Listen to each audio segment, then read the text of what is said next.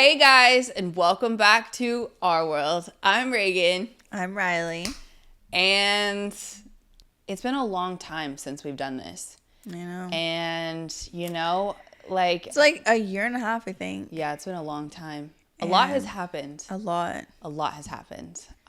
Growth, change, positive energy, healing, therapy, all of the things. All of the things. Traveling. Yeah.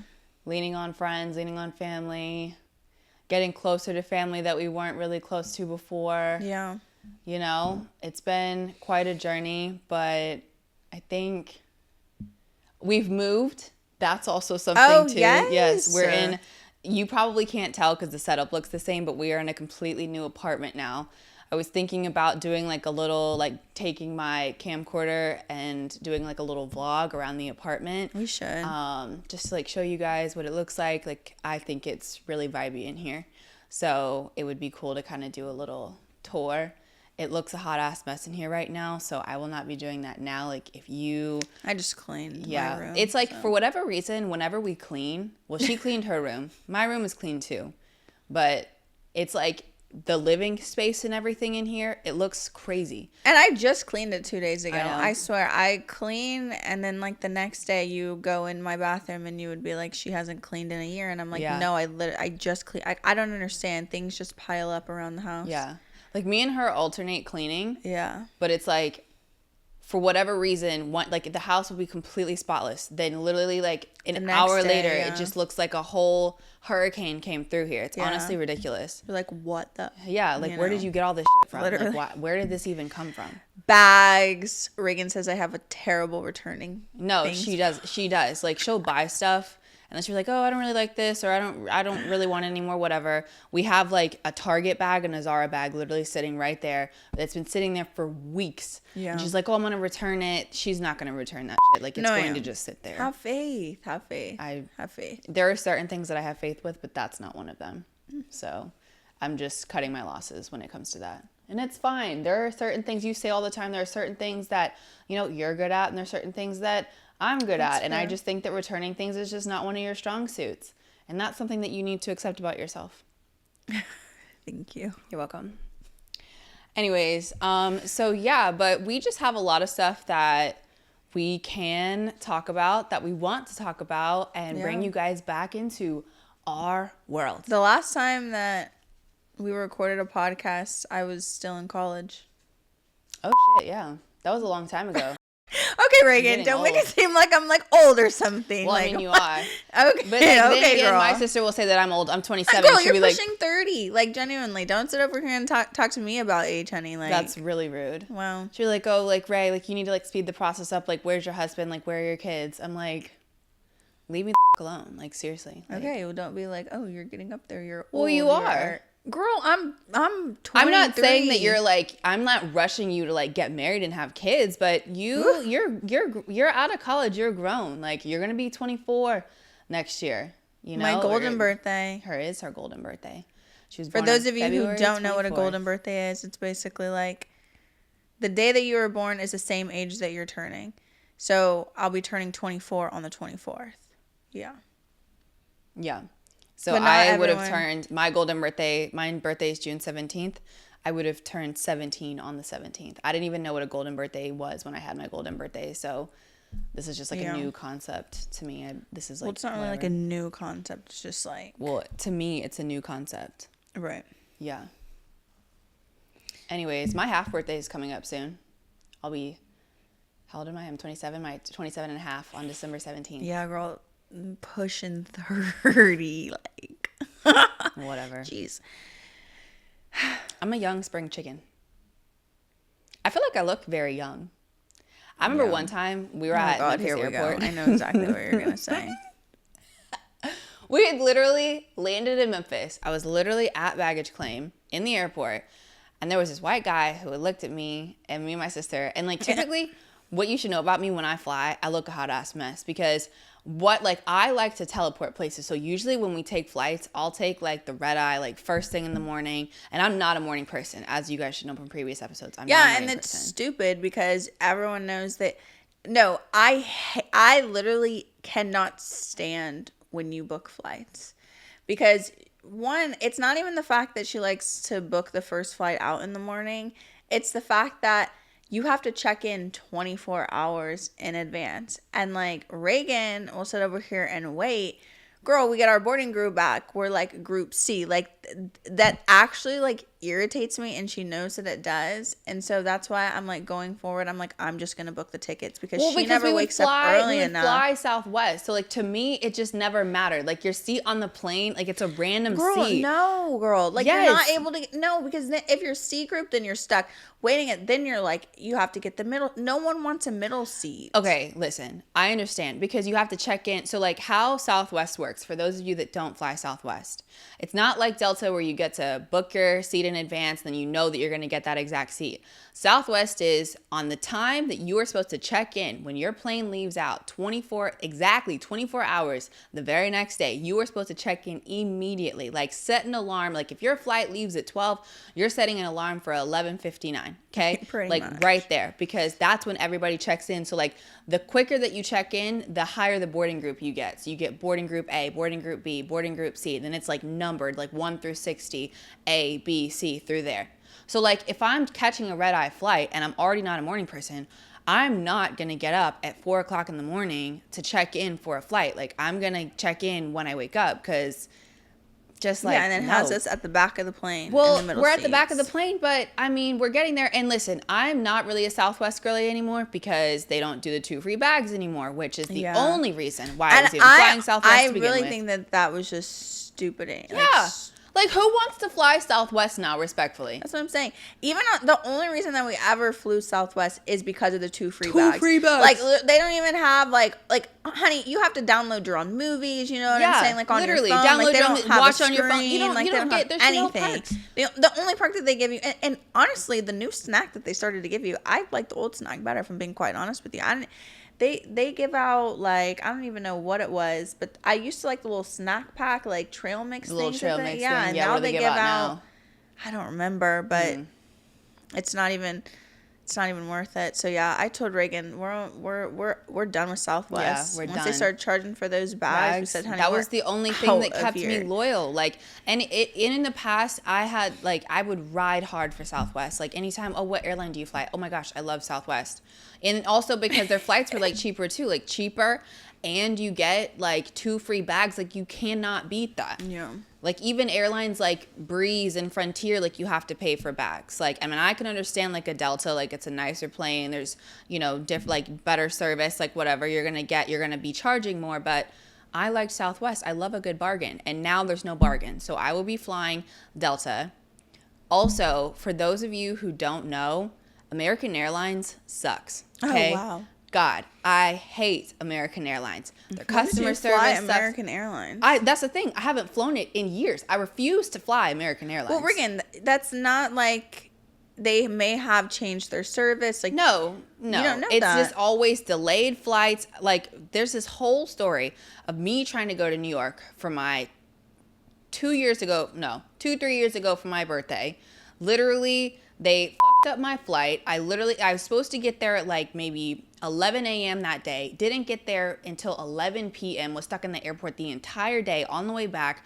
Like 4-hour delay. Then you can't call customer service to try and like help you fix your shit. Like if you have a complaint or an issue, you have to write them an email. They never get back to you. And probably they stopped doing like talking to a person customer service because they realized that like a lot of people are probably complaining and they don't want to have to like deal with that all the time. So like, yes, just send us an email, we'll get back to you. But then they never do. I don't like American Airlines, so I'm not flying them at all ever. I do like Delta. Anyways, we're getting a little bit. The whole point was you getting back to us flying them. To Memphis, that one flying time. To Memphis. So we were in the airport down at baggage claim, and there was this guy who saw me and my sister. And like I said, when I fly, I typically look a mess because once again, I'm literally waking up at the ass crack of dawn. I like to teleport from airport to airport. So I'll wake up really sleepy. I'll get to the flight, sit down. I'll immediately fall back to sleep. Then when we're landing is when I'll wake up and I'm like, oh my gosh, we just teleported to a new city. My favorite thing about you is when you're taking photos of you when you're sleeping on the plane. Like I generally wish that I could like insert photos like one day because I'm like, girl, like she sleeps with her mouth open. Like it's really They are quite embarrassing. I'm not gonna lie. If those ever got leaked, I'd be like done for. Yeah, I would they're really have bad. to Like agree. I'm like zonked out. Like Yeah. like No, yeah, it's yeah. pretty bad. Yeah, but listen, I'm getting good sleep. I'm teleporting. Like that's all that it is. Like I Yeah. have to like I'm Oh, teleporting. honey, you sure I'm in the are. teleportation mode. Right. But yeah, so get there, and then I'm like dancing. Like for those of you who don't know, like I can be kind of a more childish person. Like Oh, trust. I can kind of have some childish We vibes. know. So I was like, I had my AirPods in and I was dancing to some music, and some white guy came up to me. He was like, oh, like, you know, are you guys sisters? And I was like, yeah. And he was like, oh, like, which one's older? And I was like, take a guess. And then he guessed her. And I was like, no, I'm the older one. And he Which was is like kind of offensive. Because I don't think that he said I was older, actually. you don't think? I No. thought he was like, oh, you were older. Because No, when I no. told him I was older, he was like, oh, like, I wouldn't have guessed that. Because he said, like, you look like you're like 15. And this was like maybe 2-3 Reagan, years ago. but I don't think, no, they didn't know. Anyways. And it wasn't 2-3 years ago. Yeah, it was. It was not that long ago. It was a couple years ago. This was not like recent. This was a couple years ago. Like I think. Okay, they didn't say I was older. Whatever. He said that he thought that I looked 15. I don't know how we got on this topic, but there was a point to it all. Because I was saying that you're pushing 30. Oh yeah, And I then look you were very like, young. I look No, young. I look very young. A lot of people don't guess my age. Yeah, I think the maturity feel like that adds could some be... years to me because I'm a very mature individual. That's super debatable. Yeah. Okay. Anyways, so we're going to get back to the podcast and like actually like real topics that actually matter. So, let's get into why we've taken a break and what we've been doing in this time while we've taken a break. That actually might be a good little segue. Yeah. Riley, do you want to start or do you want me to start? I guess I'll start. Yeah, before you so I graduated. Yay me. Woo. Thank you. Yeah. Yeah, no, I genuinely look back and like obviously a little fun fact, because I feel like from the podcast, like from other episodes, like I haven't gone back and watched, and honestly I'm not going to, because it's kind of like depressing to me in a certain sense. Like I was talking to Reagan about this earlier, and she was like, save it, this would be great content for the podcast. So here I am expressing my sentiments now. But you know, I was like, obviously, you know, both of our parents had just passed. Like Reagan kind of, I don't want to say forced me into the podcast a little bit, but in a certain sense, like did. Not in like a bad way. Like obviously, like I'm grateful that, you know, we've started this and like now we're actually gonna get like serious about it. But for a while, like even at the beginning, I remember she was just like, you know, this is for mom and dad. Like we need to do this podcast, like make them proud, all this different stuff, whatever. And I just think that like mentally and like emotionally and like all of the things, like I wasn't ready for the podcast. Like I was kind of just doing it to like appease her and like make her happy and stuff like that. And so I think that taking time off from the podcast and like, because at the time, like I had so much going on. Like I was, you know, president of my sorority, you know, I was trying to graduate. I had just lost my parents. Like I felt like my world was just, I don't even know. It was just like, I felt like everything was just like spinning out of control, and like I wasn't in control of anything, and like life was just like happening around me, but I had like no grounding of like myself. And like even like when I look at old clips or like, you know, on our TikTok, it's kind of sad because I'm like, who is that girl? Like she just looks so sad. She just looks so broken.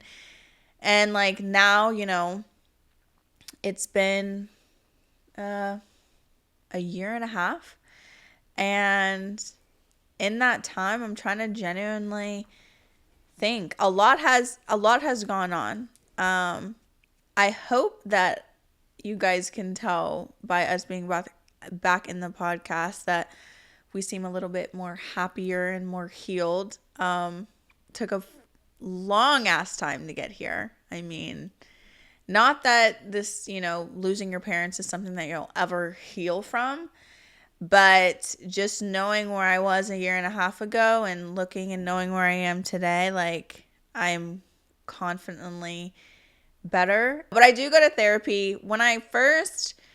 After we stopped the podcast, I was originally going to one therapist and I had to stop going to her because I didn't really feel like she was that beneficial to me.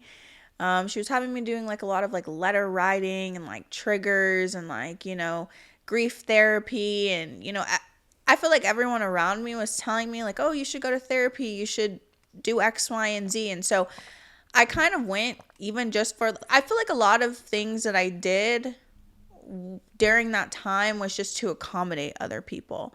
Like, even like I talked about starting the podcast, like I was doing it just for Reagan. Like everyone was like, you should go to therapy. Like I was just tired of everyone asking me, oh, have you started therapy or have you gotten like whatever? So, I went to therapy. And so I was just like forcing myself to do things that didn't really necessarily like fill me. It was just for other people.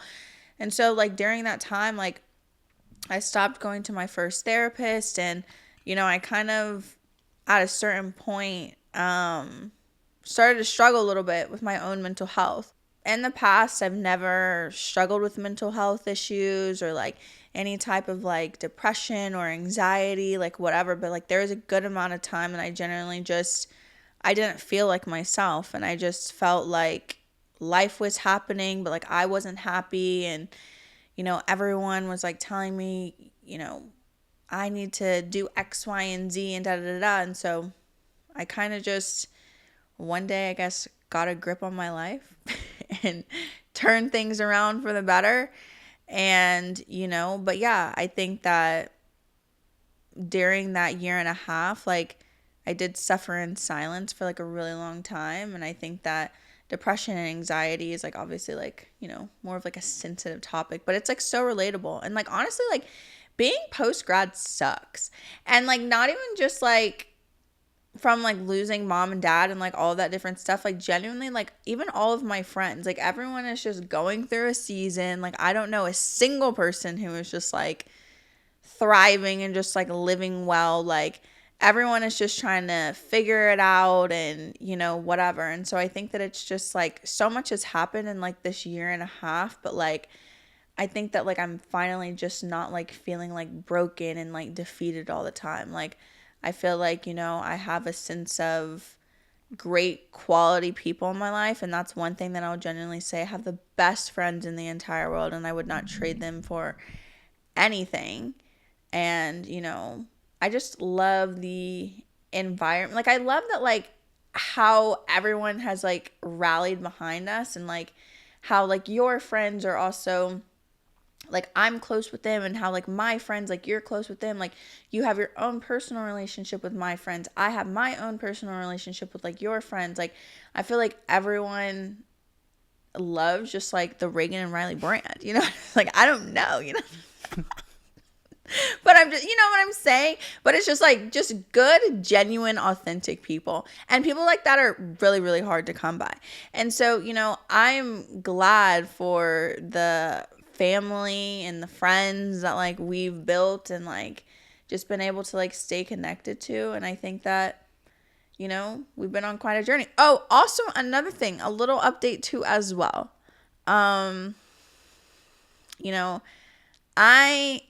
Going back to, I do remember, I don't know if I ever mentioned this on the podcast before, but I was trying to determine where my career was going to head, what I was going to do after like college and stuff like that. And so basically, I've been studying for a few finance exams and they have been whooping my ass a little bit, and that's fine. I do contribute some of my failures to, or I don't want to say, I guess it is a failure, but not passing my exams. I do think that I needed to get a grip on my mental health before I was really able to tackle such a task, as one would say. And, I think that it took me going through those failures and saying that like, no, like I need to like get my mental health together and, figure out like what's going on with me and all this different stuff. Oh no, I'm not going to start doing that where I say all this different stuff. Oh, hell no. She has a really bad habit of doing that. It's like, Yeah. I don't know. Like, I feel like some people just have like certain phrases that they say over and over again, and all this different stuff is hers. Is mine. It's so Yeah. annoying. Yeah. Or like also I noticed on the podcast too, like what was it that I always would say was I don't want to say it wasn't like, or maybe it was. I don't know. Maybe you would say like, but I say like a lot too. I don't pay attention to it, but I do say like a lot. Yeah. Anyways, so I needed to get myself together to be able to tackle such a task, and I finally have. And so we are going. I'm like, the past doesn't matter. I took my exams. I have been successful. I've not been successful, but now going forward. Well, I'd like to get a little bit into that if you don't mind. No. I feel like that's such an it. important topic to discuss is these exams. You know, I think putting a little pause, a little anecdote / well, in corporate America, we say piggybacking off of what Riley said. Right. I think that her story or her journey of these finance exams has been quite a tumultuous one. Has been hell. Yeah, she has shed so many tears. And I have been there to collect those tears and try to figure out ways to get the tears to go away. It has. And I think the crazy part is that honestly, like I've even like talked to some of my friends about this, like guys, like the fact that I picked finance as a career path is really, I hate math. I've always hated math. I don't enjoy math in actually any of the slightest. I think that it's absolutely ridiculous. I think it's boring. I don't really think that, I know some people are just gung-ho and all the way about it. I never have been. And so the fact that like I willingly was like, yeah, like I'm gonna, I want to go into wealth management and I want to go into finance. It's still to this day, I'm like, what was I thinking? But I'm also at the same time, I'm like, this is something that I genuinely want to do. So, yeah. But anyways, back to you, Reagan. Yeah. So in corporate America, we say, and I'm going to pass it off to... Right. So now you say, I'm going to pass it off to Reagan now. I'm going to pass it off to Reagan now. All right. Thanks, Riley. Of course. So anyways... but yeah, it's been quite a tumultuous one. And even as Riley said, like finance is like, it's crazy that she's getting into that. Really? But nonetheless, she is a smart cookie. And I know that she's going to pass these exams, but we need to keep in mind that during this time, as Riley was talking about, like therapy and everything, like whatever, like with our parents passing away, it did quite a number on me and my sister. Quite a number. And, it was just kind of like, we're all the way here in Tampa. We're very isolated. Like, it's literally just the two of us leaning on each other. I'm dealing with my own depression. Like, she's dealing with her own depression. And it's kind of just like, it's hard. And I'm still having to work. She's still having to get through school. She gets through school. It's like, okay, got to get a job, whatever. So with her studying for these exams, like, if you don't mind me sharing, Rye. No, it's okay. fine. So like I've mentioned in the past that I struggle with mental health issues. And I'll get into a story later, but like I do have bipolar depression and I also have like acute anxiety. And I do take medication for that. And so I wanted to get into a story, and I will talk a little bit later about kind of how my diagnosis came about and like treatment and just kind of my story of kind of realizing that I was diagnosed with that. Because it really is like a very impactful one. And I know that a lot of, like, I am not the only person who struggles with this. Like there are so many people out here who have the same diagnosis as me.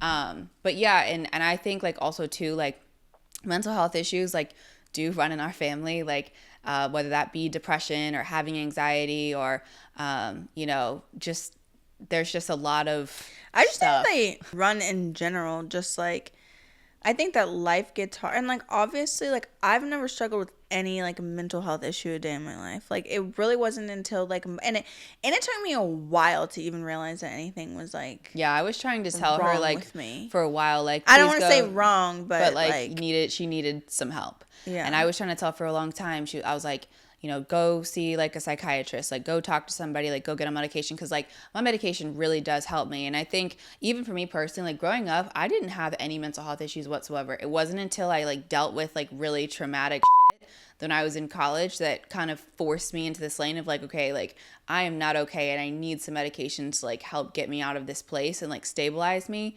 And so like with our parents passing away, like I think that was just kind of Riley's trigger that had her hit rock bottom.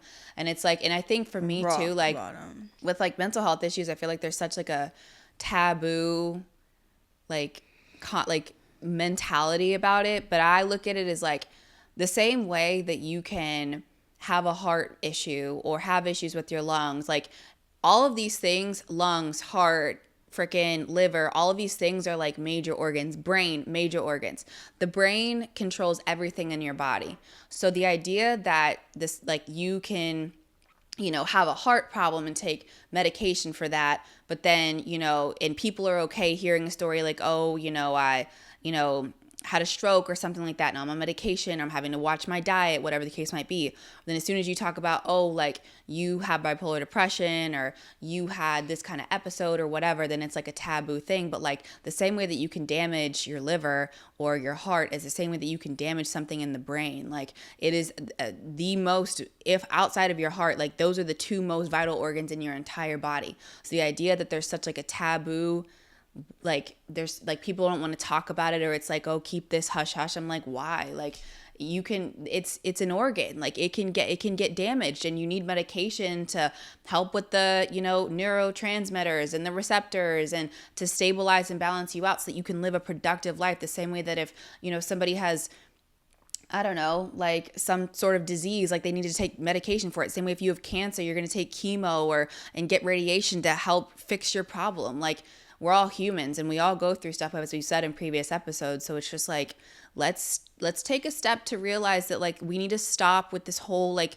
oh, it's so taboo to talk about mental health. Like even when I was trying to release a previous episode, like I remember people were in the comments being like, oh my gosh, like, you're so brave. Like, thank you for coming. Like, like I hope to be as like one brave as you for like coming out with their story or whatever the case might be. Like basically telling me that like they're like, you're being so brave. I'm like, to me, that's not me being brave. Like, this is my life. And I'm not scared of it. There's nothing for me to shy away from it. Like, I'll tell anybody.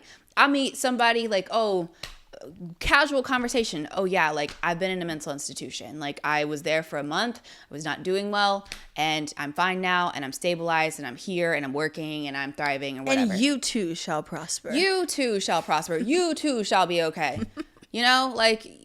Like it's life. Like, do you know how many people are in and out of mental institutions every single day? Because it's a fucking problem, because people actually get sick. It's literally a disorder. It's a disease. Like, I don't know what else to say. But anyways, back to Riley. She was dealing with some depression and she have since made a productive and superb return. I just thought it would be meaningful to discuss that Riley was struggling and she was in therapy and taking care of herself now. And so the first 2 times that she took her exam, she had one finance exam, her Series 7 exam, okay? She had 3 chances to take it, right? First 2 times, she was not in a good mental headspace to take it. So she did not pass, and she did not pass by a lot. The first 2 times I took it, it's not that I didn't want to study. I mentally could not study. It took me, again, like, I'm trying to put into words, like, things that I was, like, feeling like, but, like, I was down for the count for, like, probably months on it. Like, I was sleeping all the time and I was just like so exhausted, and it wasn't like a physical tired, like, cause I would still get up and like Reagan and I are very like active, working out, like, and like that's good for like mental health too or whatever. It wasn't like a physical tired, like I was just mentally exhausted from like just everything in my life that was generally going on at the time. And there are some things that I just like can't like recall right now in the specific moment. But yeah, I think that I was tired. I had a lack of motivation, a lack of just like willing for really anything in life for like a good amount of time. And I was just, super sad, and, everything just felt like super heavy in my life. And I didn't like see a way out at a certain point in time, but it's like, then I've got the weight on my back of taking these exams and, passing these exams, and like I can't move on with my career until I pass them. And it was a lot. And I think that for a while, like, I think that when our parents first passed away, everyone's like, you're so strong, you're handling this like so well and whatever. And then I think that it got to a certain point where reality hadn't really kicked in. Like, I think that grief is such like an interesting process. And like the more that like I'm going through it and the more that I'm learning about it, it's like, no, like, yeah, you might have seen me like in the beginning. And I had told Reagan this, like, there was even a point in time, and like, it's like, people don't know what they know until it's like you like actively talk about it. Like when my mom first passed away, like I think there was like what I want to say like 3 months maybe that like I literally couldn't be left alone. Mm-hmm. Like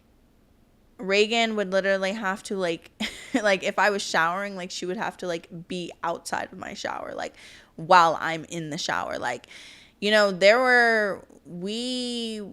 we went through a lot in a very short amount of time. And like I think that like mentally, like with the amount of trauma that was impacted on us in such a short amount of time, like my brain couldn't like process what had actually gone on. Like you're just surviving through the day, you know what I'm saying? Like, and I think, and I do want to get into like a topic of conversation, like, and maybe this can be like our next podcast episode, like maybe it could be the one that we film tomorrow, because I do have like a lot to say on this topic of like what grief has taught me, because it is, pain is your biggest teacher in life. Like, and as much as that's like the worst thing to say, like I genuinely feel like that is so true. Like trauma and pain has built me into the person. It's broken me down. It's done a lot of things to me. It's changed me, for better, for worse, whatever the case may be. Like it's done a lot of things. And so I think that like during that time when like everything first happened, it's like mentally, again, like you're just trying to survive. You're just trying to get through the day, like whatever. Like you're not actually processing like all the trauma and the things that have like gone on and the circumstances and the situation. And we had problem with family member, like it was so much to the point where it's like I think that from like going to therapy and stuff like that, like my brain was just literally like trying to protect me. So I think that everyone had this idea of like, oh, she's so strong, she's so fine. And I'm like, no, like I'm dying inside. You know what I'm saying? Like I am not that. Like everyone would text me and be like, you're the strongest person I know. And I'm like, I wish that I could genuinely see myself the way that everyone else was seeing me, because I was not seeing this like strong, independent person. Like I was seeing like, no, like she's broken. There's nothing that anyone can say or anyone that can do. It's like, and I think that that's also a really hard part about mental health or trauma or grief, like in general. It's because like as much as you're already going through, like you're the only one that can get yourself out of the situation.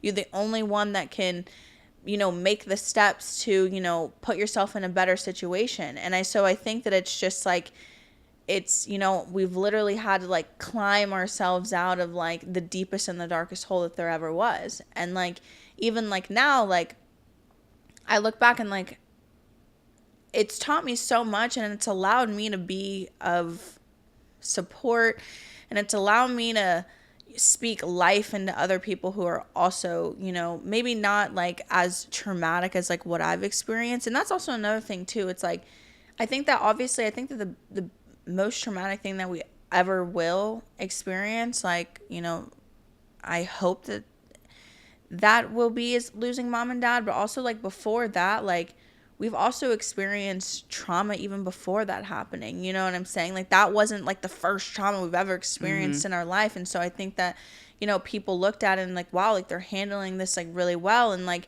to a certain extent, like it's like one of those things, it's like I don't really know how people expect you to act versus not how to act. The point of me saying all this is that it took me probably a year to actually like understand what had genuinely happened, and for me to like sit in it, and for the grief to actually like come and like hit me. And like they do say that depression like, you know, sinks in on you and all those different things. Because I remember like people would ask me in the beginning, they're like, are you depressed? And I think that I was riding like such a high, and like my adrenaline was going, and like so much was going on, that like I didn't have time to genuinely think about how it was impacting me. You know what I'm saying? Like it was like when mom and dad passed away, okay, well, we've got to, we had to handle like 50 million things. And like, that's also a conversation. And like I said, like we can get into another episode of like what even goes into like when someone passes. Cause I'm like, it is hell. Like, oh my God. Like you've got to do it in such a short amount of time. Like they don't give you, it is like, it is. Like for work, I got 2 weeks bereavement off of work. The entire first week of my bereavement was spent planning the funerals. Yeah. And then I had 1 week to like sit in it, and then it's like back to work. Yeah. It's the most mind fucking, I mean, I would not wish it on genuinely my worst nightmare. But I also think that like grief is also again, we will talk about this in another podcast episode of like what we've learned, what it's taught me, all these different things, because I think it's a very powerful conversation to have. And I think that if we were to speak on it when everything first happened, it would be like premature. You know what I'm saying? Like, because it's definitely Now taken we're wise. me, We have the wisdom. you know, learning as we go, as they say, you know. But so yeah, so I like depression did in a certain sense like creep up on me, and you know, and I, you know, it came and it did a number, you know.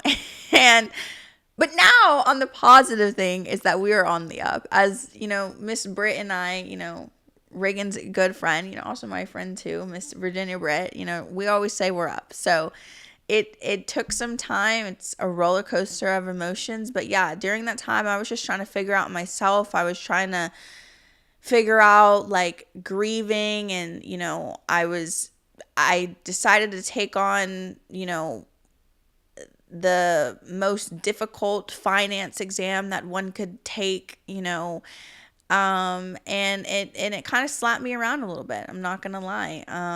You know, it whooped my ass. And but also at the same time, like Reagan was saying, like the first 2 times that I took it, because there's like 3 exams that I have to take in general. The first one I've passed, but the last 2, which is I'm trying to take the Series 7 right now. The first 2 times that I took it, just mentally, like I wasn't doing well. I wasn't able to study. I wasn't really able to focus. You know, there was a time in my life where I really couldn't do much of anything. I feel like the best thing about my day was like going and getting a bite to eat, like genuinely. And it was like that for, you know, some months. But, you know, during that time, you know, it's like, yeah, like I'm studying, I'm doing all this. And, you know, this last time when I took it, so I just took the Series 7 again, November 4th. You need a 72 to pass, and I failed because I got a 70. And this was like my first time me actually like studying and taking it seriously. Like I dedicated probably like a month and a half. I'm talking, I was studying every day, multiple hours a day, like whatever. And honestly, I would have passed it. She had a tutor too. Yeah, I had a tutor too. I would have passed it honestly, if I ran out of time at the end of my exam. And I had 10 questions left with 7 minutes to go. And like all of the mock exams that I was taking, I was finishing way before time. And so when I got on the exam, like the actual day of the exam, I never thought that time was going to be an issue. Like I thought that I was going to finish way before. And then like if I needed to go back and review or like, you know, look over something twice, but that just wasn't my situation. That wasn't my circumstance. And so, yeah, it's submitted. I submitted. I had like 3 minutes left. I had like answered all the questions, but like, you know, when the anxiety starts kicking in, I've got 10 questions left, 7 minutes to go. I'm looking at the question. I'm looking at the time. I'm looking at, you know what I'm saying, going back and forth. And so I submitted it. I needed 72. I made a 70, so I failed. So I was 3 points away from passing. And you know, and everyone's head, it's like, oh, she's like taking it 3 times. In my head, I'm like, no, this is like, truly, this is like mentally, like actually studying. Like, this is my first time taking it. I don't look at it as like, oh, like I failed, you know. I look at it as, you know, it's going to motivate me to keep. I've never been a quitter of anything in my life. My mom and dad did not raise quitters. Okay, honey, like, I might, you know, get knocked down, but, you know, we'll get up again. Like, and as my friends like to remind me all the time, me and my sister too, it's like, honey, you've been through worse. Like, you will be okay. But yeah, I submitted it, and I cried like a baby. I'm not going to lie. I'm like, you've got to be fucking kidding me. Yeah, Like, she called me crying, and I'm like, oh my God. oh my gosh, Yeah. why? Like, I was trying to do Because everything it was by I could 2 to make points. her feel better. Mind you, you didn't even used to have a 72. You just had to have a 70. And honey, I'm like, in what world is a 70 a fail? You know what I'm saying? Like, I'm like, So anyways, point being is that you fail, you keep trying, and you keep pushing forward. And that's genuinely all that you can do at the end of the day. We are a lot, I think also like environment too. Like, we're just like better individuals, and we're better people, and we've been working on ourselves. And, you know, me, I've been in therapy. I've learned so much in therapy, guys. I cannot genuinely say enough. One, you have to find the right therapist. Okay. The first therapist that I went to, like, she was not beneficial. Then I ended up going to another family, or a family friend had recommended me a therapist, and I started seeing her, and like, I've just like learned so much about myself, and like why I am the way that I am, and like, you know, had to go through like genuine like deep healing and like deep self-reflection to finally get to who I am.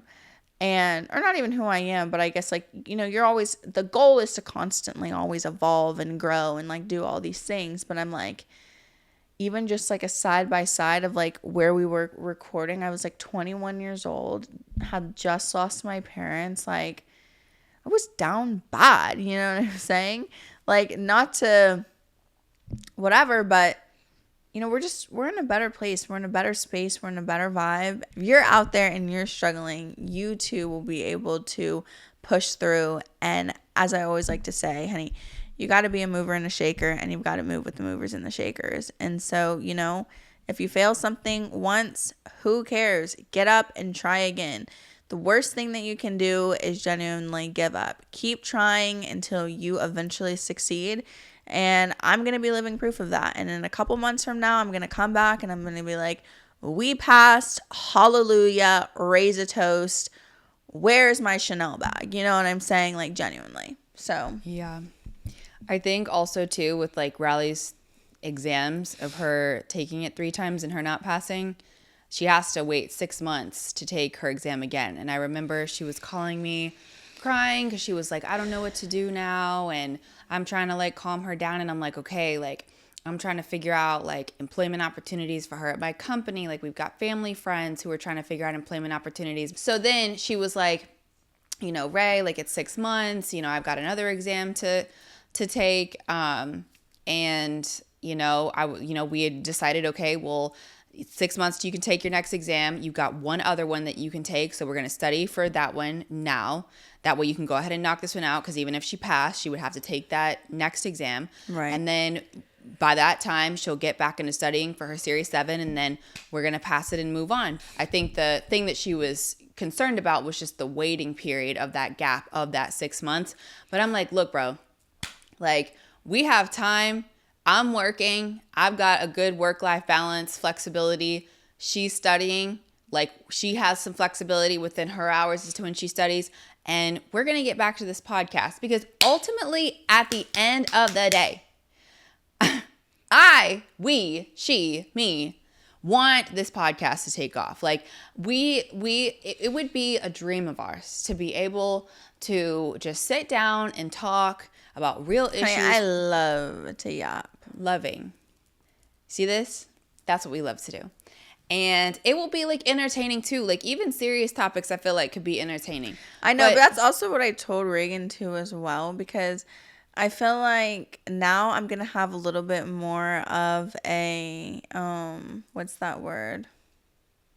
creative direction behind the podcast too. I kind of just like let you take the reins. She's always wanting to talk about these super deep topics, and I'm like, girl, no one. Like, I'm like, no, not no one. Let's not do no one. Let's not do no one. People were enjoying the serious topics, and I understand that, but I'm like, I think for us, it's like sitting down, crying on the camera. We cried like maybe a few times, like shed a couple of tears.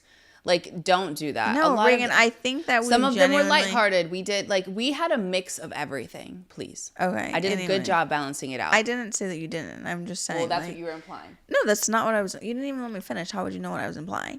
Anyways, so what I was trying to say is that, like, I think that coming back, obviously, round 2 to the podcast, better, stronger, all of these different things. I just think that we have like new perspective to bring. I think that at the time, I think that it all worked out, honestly, in reality, because it's like we started the podcast and we didn't really know like what we wanted to do, because eventually at some point I was like, okay, like I don't really want to keep reliving and talking about all these like sad things that were going on at the time, because we were like, well, Reagan had like this whole thing of like, you know, going into, you know, our family dynamic and all this different stuff and like whatever. And I honestly think that now it's like we can talk about, we can like, it's a year and a half and we can like recognize what we've learned, what life has looked like, you know, like what it's taught us, like genuinely. Like, I think that if we would have done the, like stayed consistent on the podcast at that time, I think that it wouldn't have, I guess like people could have watched us to a certain extent, like grow into the individuals that we are. But I also think that like mentally, who knows if we would have even been able to like be of benefit to anyone. You know what I'm saying? Yeah. Anyways, so I say all that to say that we have decided that we are going to stick to recording this podcast. Right. We have, I think our lease is up. We just moved into a new apartment, as I mentioned. It's really nice here. I really do like it over here. It honestly kind of feels like living in a resort. Very much so. Very much so. Like, they literally have all the amenities. We've got a pool, hot tub, sauna, cold plunge, movie theater, fire pits, like friggin', I don't even know, like just everything that you could think of here. It's definitely a vibe. A lot better than we were staying previously. Where we were staying previously, Riley hated. Like, I literally asked her every time I drive past it, I flip it off, genuinely. I was like, is there anything that you like about us living here? Or like miss about us living there? She was like, genuinely, Reagan, nothing at all. So anyways, we are here now. She actually likes living here. I like living here too. It's a better vibe, better aura, better everything. And we're just, it's just the two of us. Au revoir. Yeah, as I like to say au revoir. But we signed a lease for 14 months. So our lease will end in November of next year. So literally a year from now. So I say all that to say that my job currently allows me like really good work-life balance. Like, I have a hybrid schedule at my job, so I only have 2 days in the office, and then 3 days I get to come home for work or work from home. And, you know, it's just kind of one of those things where I'm a little bit scared to like jump ship and go to a different company or get into even a different position at my current company, because I know how good my work-life balance is here. And I know in previous episodes I've talked about how I really want this podcast to be something that takes over like the money that we're making, whether that be with her doing finance or me doing HR at my company. And so naturally, I don't know, I just feel like we have so much to talk about. So given that she's had time to take her exams and realize areas of improvement that she needs to do, and she's got a good balance now of like kind of her her study life balance, we want to get out of Tampa. And so let me rephrase that. My job has me here in Tampa. I cannot leave Tampa and do my job anywhere else. Because of how good my work-life balance is here, I am not leaving Tampa until I have some type of something going on that allows me to leave and still have the same work-life balance, because work-life balance is super, super, super important to me. Like, I do not want to ever like wake up every single day hating my job. Like, there's never been a moment where I've been in my position where I've been like, oh my gosh, I can't stand this. Like I have to escape, like none of that. And so, like I said, it also provides me the flexibility to record this podcast. So within these next 12 months that we have left here in Tampa, Riley and I are going to specifically be dedicated to like recording this. On top of that, one of our good friends, Miss Virginia Britt, literally today got on a plane to move back home. Miss Britt, we missed you. Move back home. So she is no longer with us. And like, she was like somebody that we would hang out with all the time. She's like a sister to us. And like my friends that I do have here, like busy studying or, what's the word? Like in relationships, like they're constantly busy, or have other things going on. I am single. Riley is single. You know, like so we need to have other things outside of work and studying going on. So to get us out of where we're at, because ultimately we don't want to be working corporate jobs, we're going to record this podcast. We've got all the time. We have no distractions now. Literally, it's just the two of us here in this apartment. We have no excuse but to just sit down and honestly just like talk about shit. So that's what it is that we're going to be doing. And she's dedicated to that. Like I said, like Riley was like, you know, when we first started, she wasn't in the headspace to really do it. And I kind of like forced her into that. And, you know, I do admit and take some responsibility that like I was like, when my parents passed away, I just feel like I had all of this like adrenaline in me. Like I was like, okay, like I was like, there's got to be something positive that comes out of this. I want to do a podcast. I want to talk. I want to, you know, get our feelings out here. I want to vent. Like I just had so many different ideas. And then it kind of came down to a crash where I was just like, I think I had all this adrenaline. And then usually when you have adrenaline, it spikes you. And then you just kind of like come down crashing from that. And so then it kind of like stopped with the podcast and I didn't really have that much motivation to continue it on. But also at the same time too, with that, the last episode that I had recorded, was me and Sam's episode where that was like when I first started working out with him, like right around that time. And then I was like training with him for about a year and a half since then. And Riley started training with him too. Like I've lost 25 pounds. Riley's lost weight too. Like we've gotten like super fit. Like we're in the gym now. Like we still work out on a very consistent basis. Like I train like 4 times a week. And so, yeah, so that's kind of been where we've been at. So like even in the time that we took off for this podcast, it's like we've also been doing things to also benefit, like to help ourselves like grow as well. Even for instance, I mentioned in the little clip that I did letting you guys know that we were going to get back to the podcast. We've gotten into like Bible study now. So like we have a Bible study group that we do with some of our sorority sisters and, you know, girlfriends outside of our sorority. And we kind of get together typically every Tuesday at like 7 p.m. And my line sister, Sarah, will kind of pick a scripture for us to get into and we'll talk about, you know, we'll read over it together and then we'll kind of go into like our interpretations of it. And I think it's really interesting because, you know, when my parents first passed away, I was really... I'm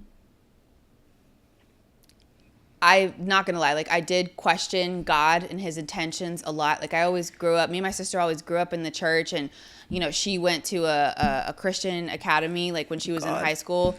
I didn't, we've talked a little bit about that. Don't feel bad that you didn't go to the academy, okay? Yeah, she's mentioned a little bit about her experience at the academy. But I didn't. And so like growing up, like we would go to church and everything, but it wasn't something that was like a specific, like every single Sunday we're going to church. You know, it got to a point where my mom would be like, hey, like, let's go to church on Sunday. Okay. We'd go to church, we'd get brunch afterwards, and we'd do a virtual service once like virtual church started to become a thing, you know, more towards the pandemic. But it was never like a routine thing that I did, even though we do have like pastors in our family who do even have their own church. That's just not something that like I grew up in.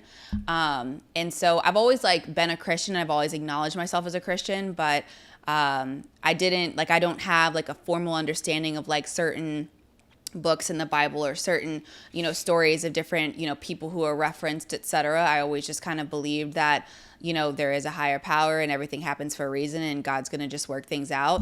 But then when my parents passed away, I definitely started to question God and his intentions and like why he would do something like this to me and my sister, you know, especially in such a short time period with just everything and how it happened. Like, and, you know, I think I've had some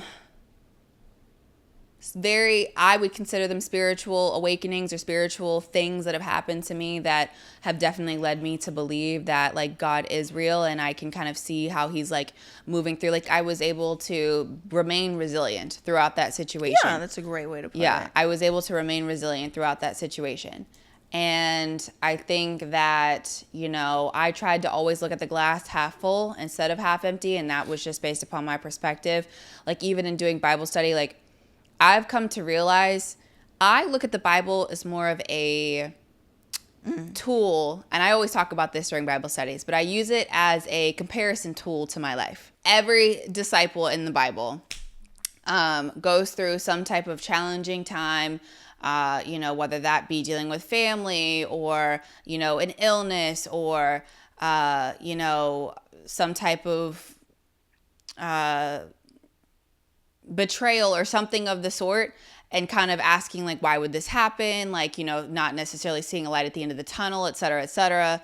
And then, you know, you have Jesus come along and, you know, you kind of see him kind of influence their life, and then, you know, kind of show them that like miracles can happen out of a negative situation, you know, just instilling wisdom inside of them to be able to think optimistically or see like there is a God, there is a higher power, like there is kind of like a different perspective that you can look at a situation in like a negative circumstance.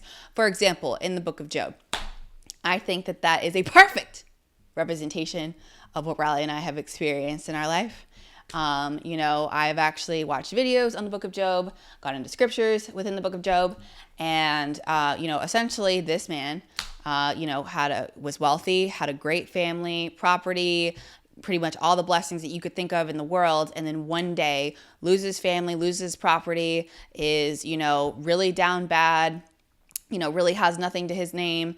And, you know, he had three, I don't know what they're called. I can't remember their names. Please forgive me. But 3 other individuals had come into his life and were telling him like, okay, well, if you had all these things happen to you, then it must be like your karma. It must be because you did something bad, that therefore these situations started to, you know, happen because this is just what you deserve based upon, you know, you being a bad person. Like this is your karma. You get the point. This is your karma. And so then Job started to like, you know, the whole purpose was to basically question God, like, why would he do this? I'm a good person, whatever, not necessarily realizing that like even God, you know, can put us through suffering. I mean, hell, look at Jesus, like that's his freaking son. And Jesus went through some of the worst suffering, you know, people doubting him that he was, you know, the son of God, like him literally getting nailed on a cross. Like, I mean, just everything about his story. I mean, he was trying to just be such a pinnacle of excellence and kindness and wisdom and everything to so many different people. And he even, you know, kind of got the shit into the stick sometimes. And so I think that even with this situation and even in the book of Job, like God does restore not just what Job had, but like even more than that. He gives him, you know, a new family, like replenishes his money, you know, even tenfold, like, you know, his health, like all of these different things. And so I think when I first started the podcast, I was telling myself like, there's got to be, I didn't want to say that there was a reason why my parents passed away, but I always wanted to look at it as the glass half full instead of half empty. And so I told myself, I don't necessarily want to look at my parents passing or my grandma passing during that time, or like even honestly, to be honest, like, you know, some like in the book of Job, like he loses property. That's something that's happening to my sister in the midst of my parents passing as well. Like, you know, like there have been a lot of things that have been taken away from us that, you know, we kind of never would have expected to have happen. And even then still, like we're still standing in. Like when my parents passed away, I was like, there's got to be something, an outcome that we can't see yet, but like give it some time in the future and like our life is going to completely change. Like we're gonna, like the suffering that we went through is only going to set the foundation for like all of the greatness that I feel like me and my sister can achieve in our life, whether that be with this podcast and helping other people, whether that be with, I don't know, like a business that we open up one day, whether that be just, I don't know, growing. Because I think that you and I are truly diamonds in the rough. And I think that, you know, diamonds do come from pressure, and that honestly our entire life has been just like a series of pressures. Like from the time that we were kids, like it's been a series of pressure on pressure on pressure on pressure. And I feel like, you know, that's pressure makes diamonds, baby. It does. And I feel like that's like one of the ways that I feel like I've been able to be resilient is because I've been under so much pressure where it's like this is just a byproduct of like everything that I've ever like gone through. And so I never slip. I never fold. A lot of hoes gave me their number, but I never call. But yeah, so I think honestly, and like I said, like so in our Bible study, I use the Bible as a comparison tool to my life. So I'm like, okay, well, if Job can go through that, have all his stuff taken away, people trying to tell him, you must have done something to deserve this, him questioning God, then him kind of having this realization that God, you know, actually is real. Because hell, I feel like that's what it is that I went through. Like my parents passed, I was questioning God. I'm not going to lie to you. And then I've had some things that have happened to me that I'm like, no, like God is real, like very, very, very real.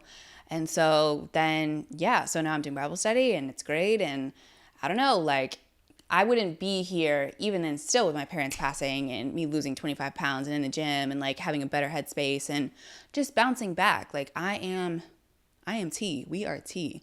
So yeah, but I think that that's just all God and all he's made me and my sister to be, whether that be him, you know, instilling my parents to be, you know, God-fearing people, and then, you know, raising me and my sister to be, you know, strong and, you know, kind of in his image, etc. So I think that a lot of stuff, but I still let's say that I think that a lot of great things are in store for you and I have all the faith in the world that this podcast is going to take us to great heights, and I cannot wait to see when we stick to this where it's gonna go.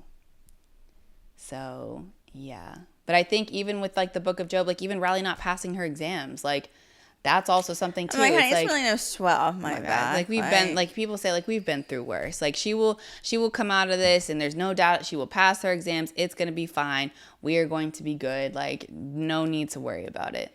So, but it's like sometimes you can't. It's just like, damn. Like even Riley was saying, like, can I just catch a fucking break? Like, can I? You just every give me day some new.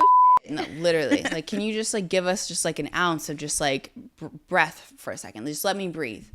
But I mean, at the end of the day, it's life, and you know, people have been through worse shit. You know, I think we've been through a lot of shit, really bad shit, but people go through bad shit every single day, and so it's just like you just got to keep pushing. Even like we saw the news, and 4 people lost their lives the other night, like here in Tampa. You know, and it's just like I don't know. I just think that like life's so crazy, and I think that like growing and like I'm like freshly an adult, you know what I'm saying? And like they say that it doesn't even get any easier, you know. I think that's really the crazy part about it all. Like they say that it does not get any easier. So I don't know, but every day we prosper, we prevail, we just try and make emotion happen. I don't know, but who really knows what? I think just got to trust God at the end of the day. I think that's all you can do. That's really all you can do. And I really do believe that like I've had some very unique things happen to me that I feel like only God would be able to have done. And I think that it's really a testament to just how impactful like he can be even in a moment of doubt, you know? But hell, like that was like a lot of stories in the Bible in general of just like people doubting Jesus, doubting, you know, his power, doubting, you know, their ability for redemption. Like, I mean, Jesus died on the cross for all of our sins. And I mean, we are all sinful people. You could be the best person in the world and think that you're doing everything right, but like you're still a sinner at the end of the day. Like no one's perfect. Like literally everybody has some type of flaw and is going to do something someday that, you know, might not have been the best. That's just life. But I don't know. I think God has really walked with me and my sister. And even though that we haven't like necessarily been cut a break just quite yet, I think that if we stick with this and keep our head held high, that one day it will pay off. But I guess that's just with anything life. So yeah, but Yeah, so that's pretty much it. Like I said, Riley and I have been in the gym. We did it together. We no longer train with Sam anymore just because we've kind of been doing it for long enough where it's like, okay, we know what to do now. And our new apartment complex has a really nice gym with like brand new equipment. So it's like I can just do stuff on my own now. But he's a great trainer, guys. And honestly, he's like super funny. Like I really loved working out with him because it was like when I was working out with him, even though I was like busting my ass, like he made it fun and like enjoyable. And he talks a lot. I'm not going to lie. Like he talks a lot. But it's like good energy, good vibes. And, we will miss him. But we do see him even outside of like the gym now. Like sometimes he'll come over and grill or, like he'll fall asleep on the couch with his dog. Like it's just like chill shit. But anyways, but so with me this past year, mainly all I've been really doing outside of, like I said, Bible study that we would usually do is okay, cackling, sure. I've been hanging out with my friends. They don't even know what that means. Yeah, she says that I just sit in my room all day and cackle.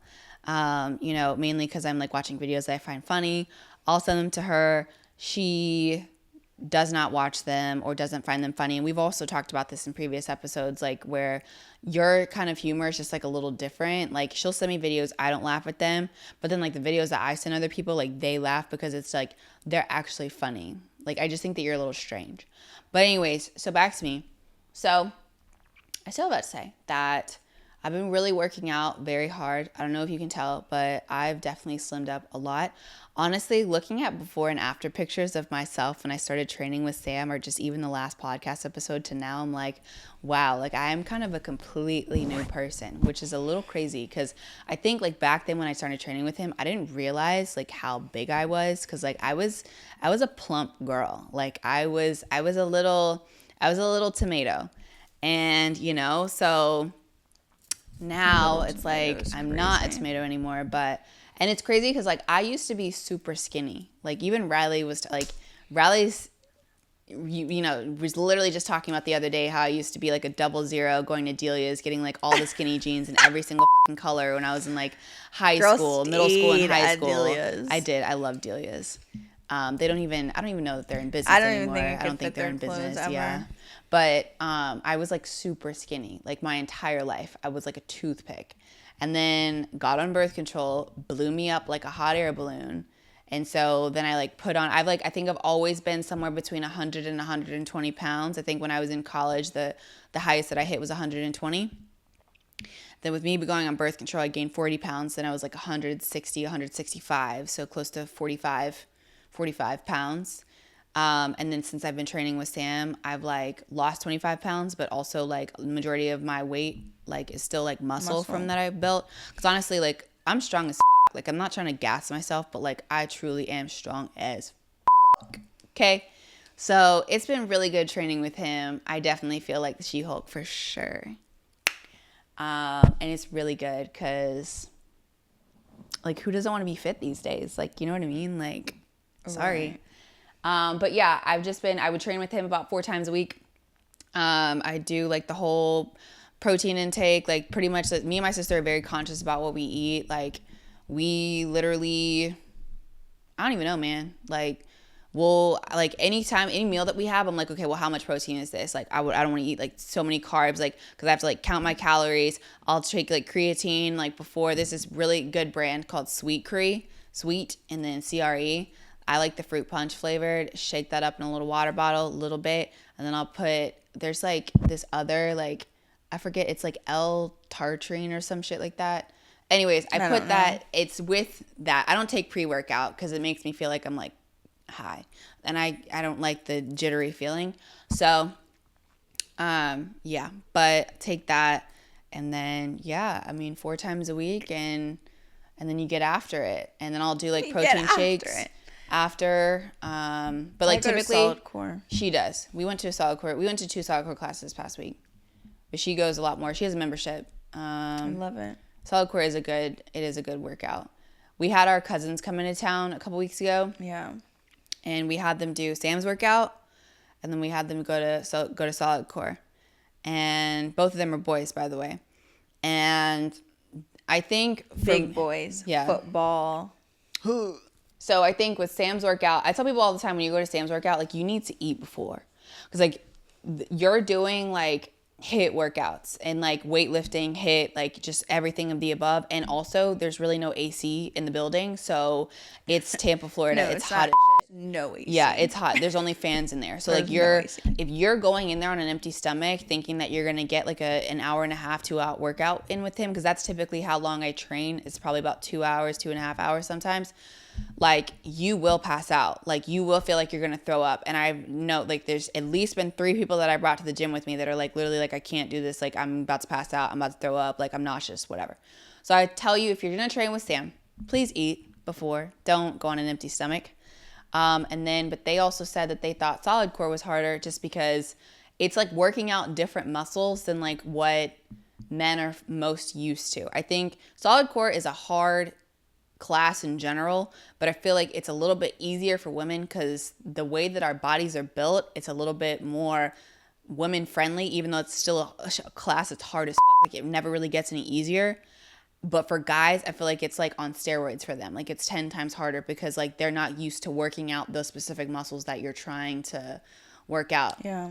Like you have to have good balance. You have to have, and then I don't know, solid core in general, like I don't think I'll ever stop going to solid core. I love it, but it's like we have like a love-hate relationship because it's like it's one of those classes where it's like you're in and out of it. I mean, I give props to whoever goes to it every single day. I can't do it every single day. Like 2 to 3 times a week max. But I literally have told myself that I'm going to stop bringing people to solid core to go with me. Because it's one of those things where it's like you need to like go and do like a starter class like on your own. Like a lot of, and like they move so fast. Like if you've ever been or know about it, like they're talking and yelling at you the entire time. Like, and like, unless you know how to do the movement, you're not going to think that like I've brought my line sister before and she was like, this isn't even like hard, like whatever, but it's like, you're not doing the moves right, so it's not going to be hard. And like unless you actually know what you're doing and what they're talking about, like even with them like coming around and like correcting or what, how Reagan still even goes and like sometimes I'll have to tell her like that's not what we're doing, like we're doing something else, you know what I'm saying? So it's like it takes a minute to like pick up on the moves, and like unless you're actually doing it correctly, you're not gonna feel it or understand like what it is that or talking about what it is that we're doing. And I also get nervous too because I'm like, even me, I mean, I just hit 100 classes the other day, and I'm like, even sometimes I'm like, yeah, thank you, but I'm like, even sometimes me, I'm like, when I'm like doing those lunges or whatever, I'm like, boy, like it, I just don't think that if you're a starter, you should like be like lunging on the carriage like that. Yeah, because you're gonna fall. Yeah. They have a stability pole for people who are like newer to the class and don't have that much stability. But yeah, it requires a lot of balance, a lot of strength. It's you doing the same exercise until muscle failure. Like you will be shaking. Like it will really test you. Yeah. So yeah, it's just a different kind of workout. But either way, like you'll get fit. But also with that, I've also wondered why solid core, and I was just talking to Riley about this the other day. When you're in solid core, literally, it's a very fast-paced class. Like, you're doing this, like, the class is 50 minutes, but, like, the instructor is talking the entire time. And it's, like, countdowns, new exercises, spring change, freaking, correcting people who are, like, not doing it correctly, motivation. And, like, there's talking the entire time. And, like, even though the workouts, like, I'm sure some of the moves are the same, the routine or the script that they tell you is like different, and then they have to time it with the 50 minutes. Like everything has to be timed. Like, and I'm just like, for me personally, I don't know how they're memorizing all of that shit. Like at one point in time, I was thinking to myself, they have like a little microphone in their ear, just like telling them what to say, like when to say it. No, I need to know, like, how are you? Because it's like every single class is different. Like you can do a signature 50, you can do a focus 50, you can do, there's like oblique day, center glute, like arm day. Like I'm like, how are you remembering to do like what to say in all of these different classes? Like it's just like, once again, it's not like it's like a slow class where like the instructor has time to think like, okay, we're going to do this next. Like, no, like it's fast paced talking 24/7. Even when they're telling you to move as quick as possible. No, the quick as possible. Even the spring changes. It's just like 25 classes left, 1 white, 50 classes or more, 2 black, 1 white. Like it's so fast. Like 100 classes or more. Like, all springs. Like it's just like, no springs. Like whatever they say. Like it's crazy. Like it's just like, it's so fast. But they said our cousins thought that the solid core class was harder. So, but I could understand that. It is hard. They weren't even doing the movements half the time correctly. So I don't even know how they genuinely thought it was harder. Well, that's probably why they didn't do them correctly, because it was like too challenging for them.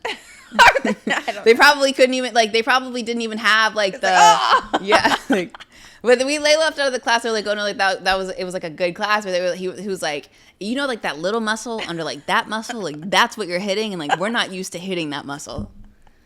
So, I mean, at least you can say you did it. But when they come back in town, we're doing another solid core class. I feel like it's just something when people come into town, like we're doing a solid core class. Like even Justin and Gia, our cousins on my mom's side, are about to come into town. We asked them, you gonna do a solid core class day before Thanksgiving? Yep. Okay, we're in that hoe. We're doing a solid core class. So yeah. Yeah. But it'll be nice because they actually have do solid core. Yeah. Okay, so what we're going to do now is we're going to stop this episode because it's getting a little long. We're going to jump into our next episode where we're going to talk about what are good question you asked. See, I actually come prepared with topics to discuss. Watch how the conversation flows thanks to me. I am the glue that keeps this show going, okay? And you know what? Even outside of that, just as a little context thing, you guys know, you know what? I'm going to get into the next episode. Tune in where I discuss how taxing me doing this podcast really is, okay?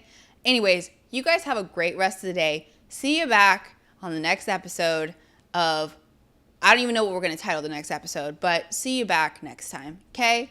Alrighty. Bye. Bye.